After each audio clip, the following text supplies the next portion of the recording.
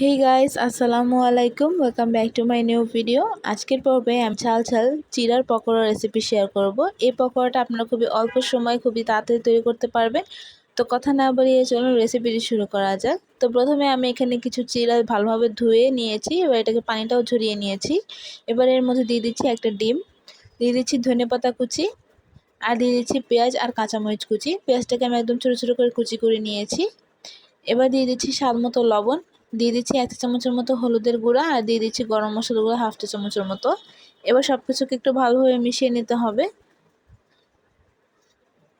তো সব কিছু ভালোভাবে মেশানো হয়ে গেলে হাত দিয়ে বলের শেপ দিয়ে নিচ্ছি।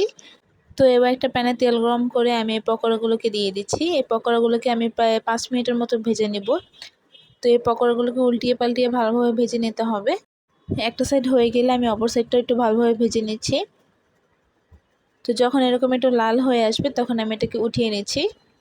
আর পাকোড়াগুলো কিন্তু একদম রেডি। তো এবার আমি এগুলোকে উঠিয়ে নিচ্ছি এবং সার্ভ করে নিচ্ছি।